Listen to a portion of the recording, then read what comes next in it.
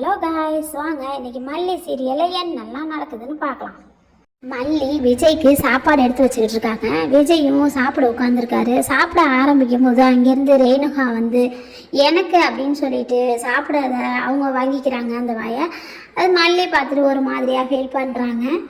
அதுக்கப்புறம் விஜய் பூ வாங்கிட்டு வந்து அங்கே வச்சுருக்காங்க. அந்த பூவை எடுக்கலையா மல்லி நீனு அப்படின்னு சொல்லிட்டு விஜய் சார் கேட்குறாரு.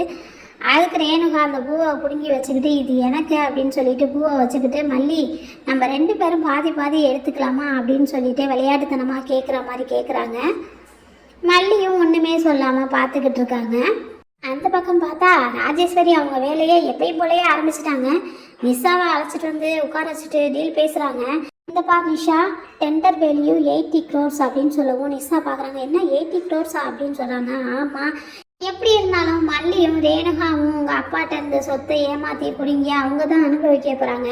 அதுக்கு நீ எனக்கு ஹெல்ப் பண்ணுறது உனக்கு ரொம்ப நல்லது இல்லையா அப்படின்னு சொல்லிட்டு அவங்கள பிரெயின் வாஷ் பண்ணி எப்படியாவது அந்த டெண்டரை கைப்பற்றிக்கணும்னு சொல்லிட்டு அவங்க நிஷாவை பிரெயின் வாஷ் பண்ணி ஏமாற்றிக்கிட்டு அந்த டெண்டரை அவங்க எடுத்துக்கணும்னு சொல்லி பிளான் பண்ணிகிட்டு இருக்காங்க. இந்த பக்கம் பார்த்தா ரேணுகா ரூமில் உட்காந்துட்டு இருக்காங்க. அவங்களுக்கு ஒரு ஃபோன் கால் வருது. அந்த ஃபோனில் பார்த்தா ரகு தான் ஃபோன் அடிக்கிறாரு. ரேணுகா சொல்ல ரகு தான் ஃபோன் அடிக்கிறாரு, எப்படியாவது பேசணும்னு சொல்லிட்டு ரூம் கதவை மேலே போய் சாத்திட்டு வந்துடலாம் அப்படின்னு சொல்லிட்டு எந்திரிச்சு வந்து தாப்பா போட வர்றாங்க. அந்த நேரத்தில் மனோகர் சார் மேடியிலேருந்து கீழே இறங்கி வந்து அதை பார்த்துடுறாரு.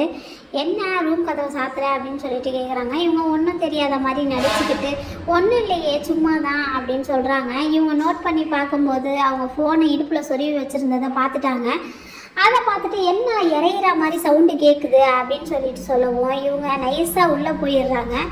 பின்னாடியே மனோகர் சாரும் வர்றாரு. என்ன தான் இவ பண்ணுறான்னு பார்க்கலாம் அப்படின்னு சொல்லும்போது ரேணுகாவுக்கு என்ன பண்ணுறதுன்னே தெரியல. ஃபோன் எடுத்து எப்படா பேசுறதுன்னு முழிச்சுக்கிட்டே இருக்காங்க.